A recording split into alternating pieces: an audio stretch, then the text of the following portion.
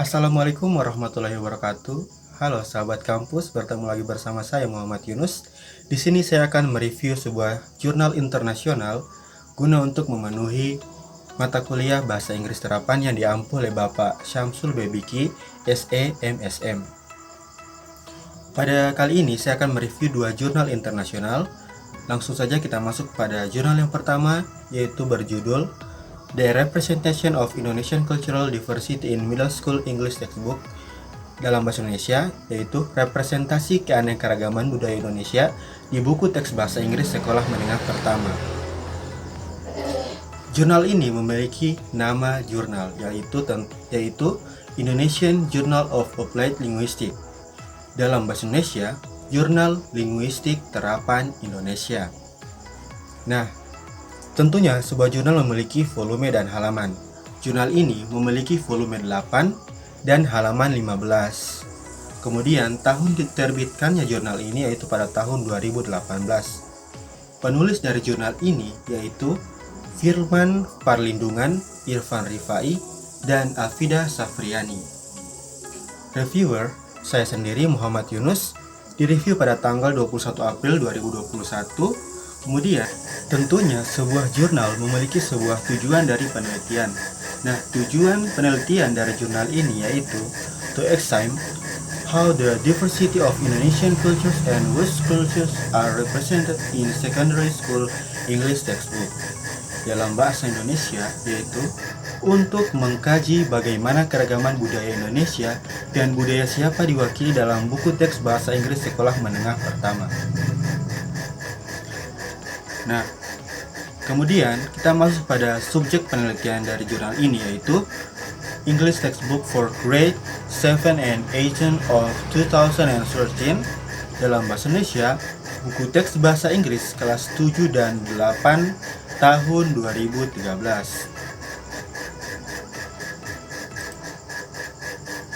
Nah, metode dari penelitian jurnal ini yaitu using the semiotic approach of Kress and Van Leeuwen 2006.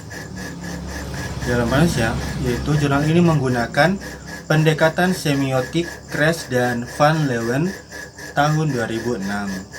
Nah, kemudian definisi operasional variable dependent dari jurnal ini yaitu the dependent variable is the English textbook, yang artinya variabel terikatnya adalah buku teks bahasa Inggris. Kemudian cara dan alat ukur variabel dependent dari jurnal ini yaitu analyzing 7th and 8th grade English textbook. Pedagogically, teachers are expected to design language material with cultural sensitivity and suitability for the inclusiveness of other cultural values that might not be covered in textbook.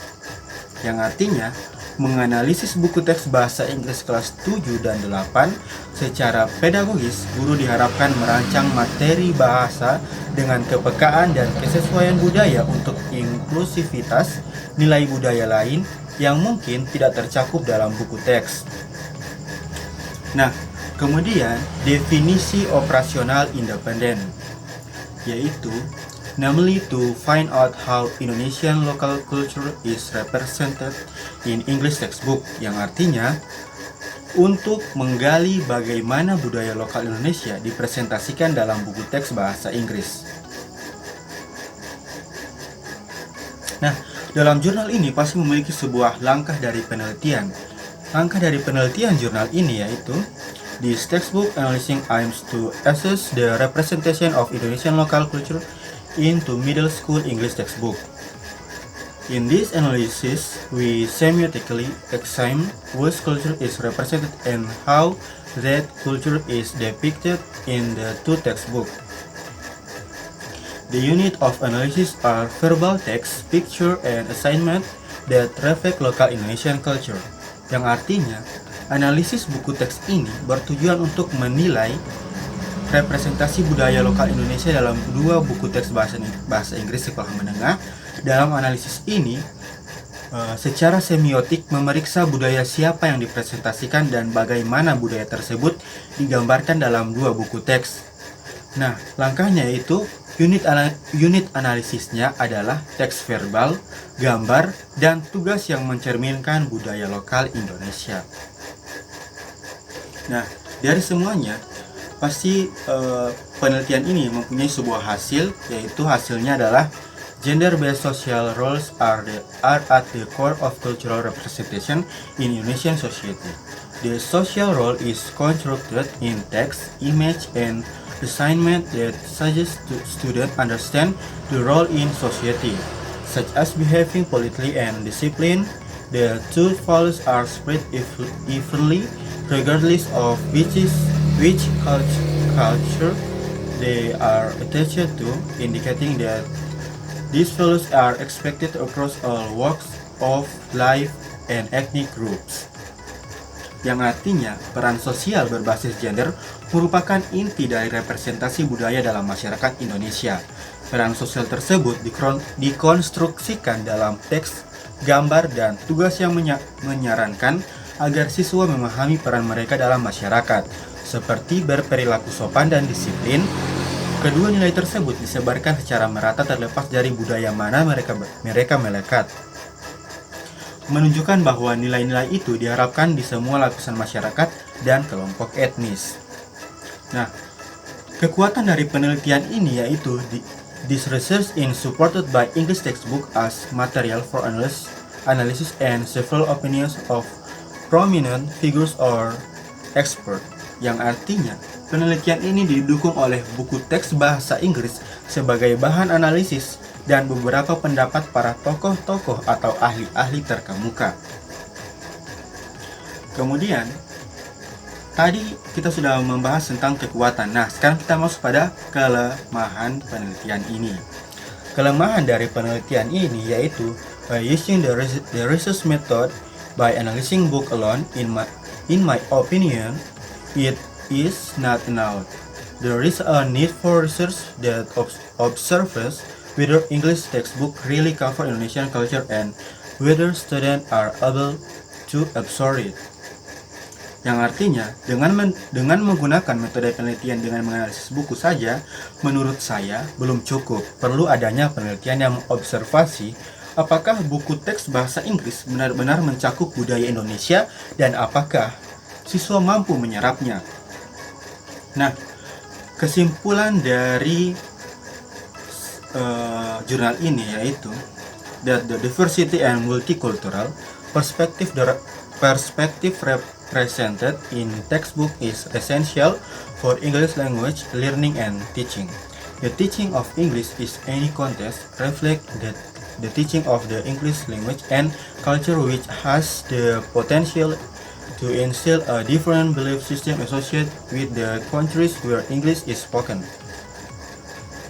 With a semiotic approach that focuses on textual and visual narrative of text, image, and task, we can feel important aspects of human life that represent culture, such as character, cultural behavior, cultural knowledge, and cultural artifact.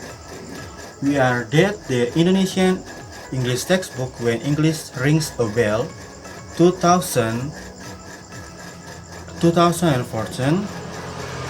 for grade 7 and 8 adopt a localization approach to ELT material.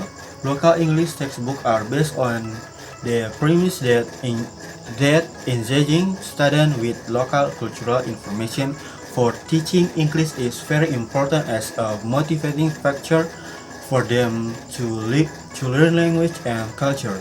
Sin Islami and Chen 2011.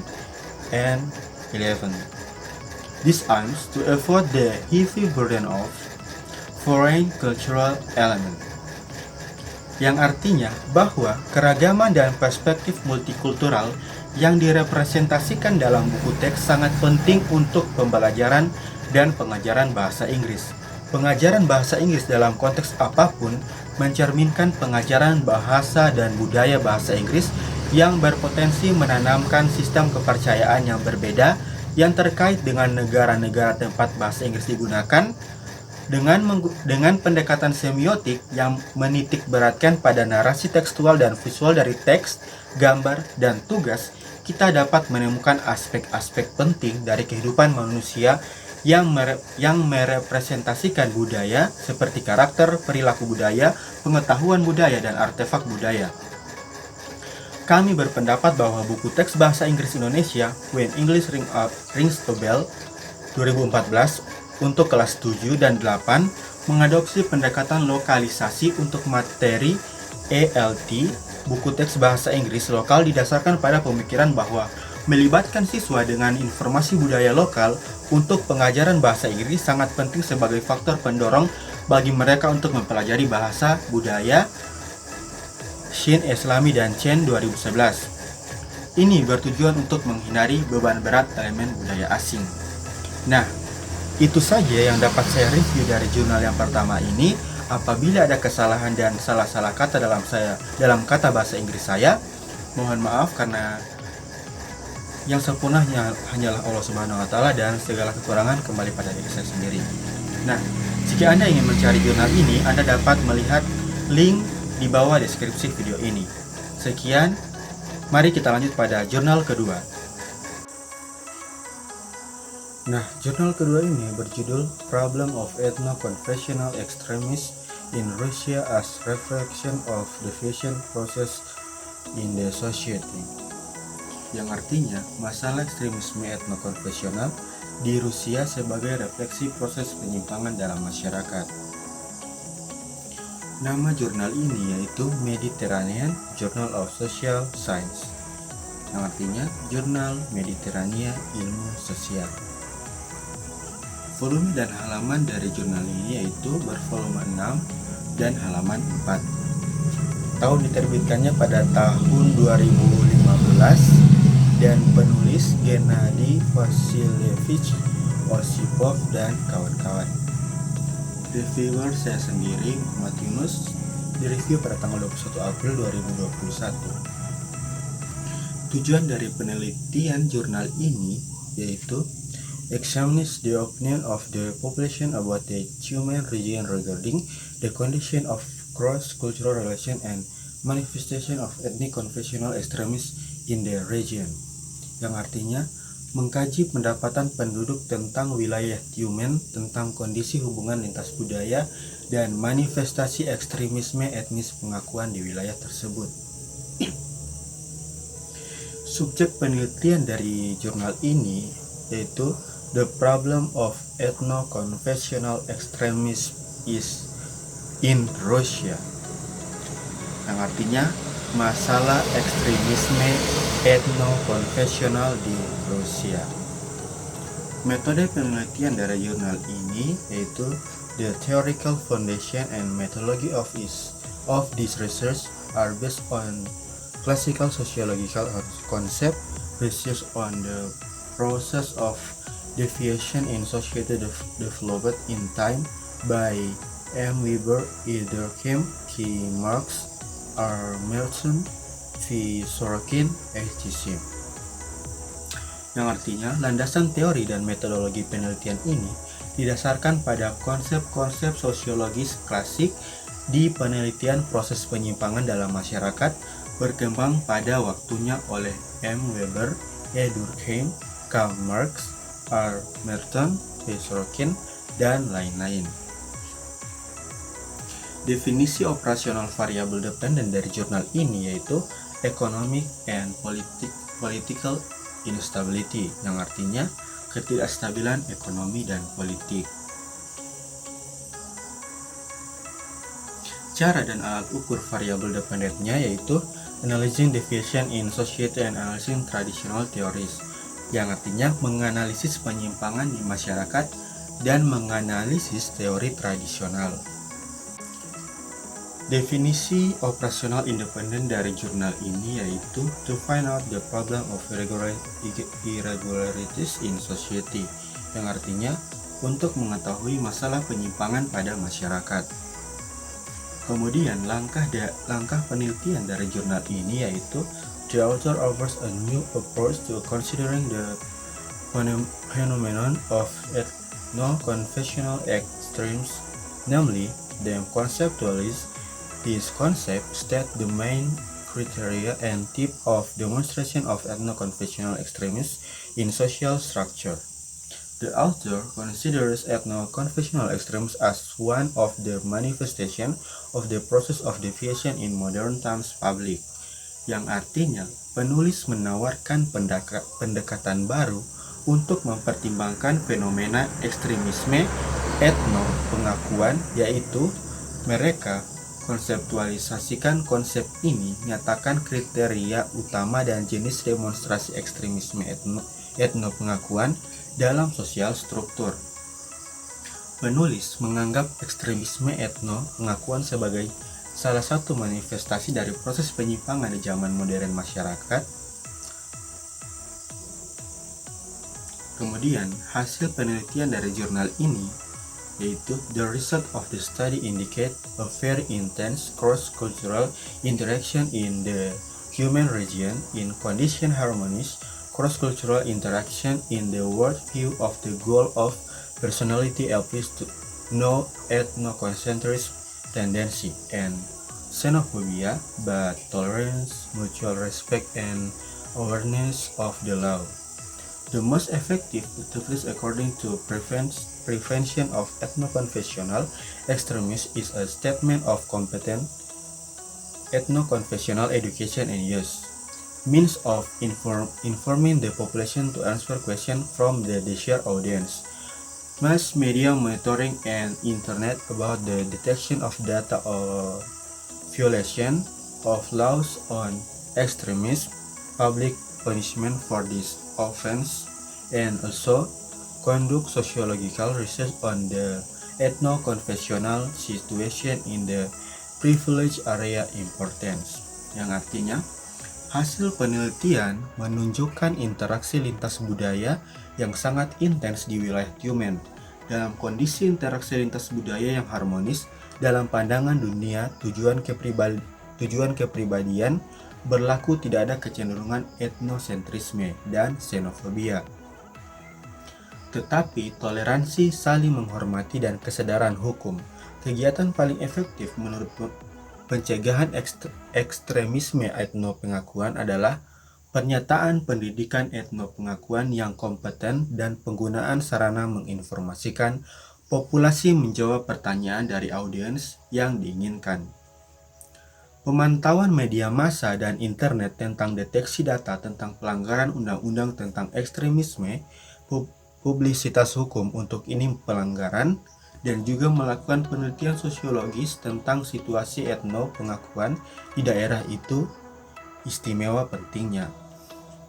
Nah, jurnal ini memiliki kekuatan penelitiannya, yaitu namely this research perform measurement at the level of deviation in the community and perform analysis on traditional theories, yang artinya yaitu penelitian ini melakukan pengukuran pada tingkat penyimpangan di masyarakat serta melakukan analisis pada teori tradisional.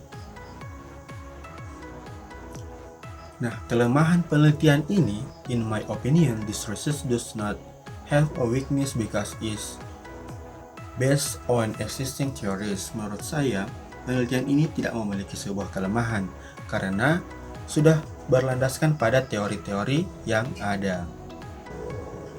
Nah, kesimpulan dari jurnal ini yaitu considering the nature of extremism as a social deviation it is possible to draw ethno-confessional conclusions. Extremism is a special type of social deviance characterized by a commitment to extreme view and action, aspiration to reorganize the existing ways of society in combination with fanatical and fundamentalist regions, nationalist and political views. The consequence of social phenomena such as ethno-religious extremism are very negative because they have a clear anti-system character. An example is the modern crisis in Ukraine, provoked by widespread nationalist extremist performance, which as the result have led to development separatist sentiment.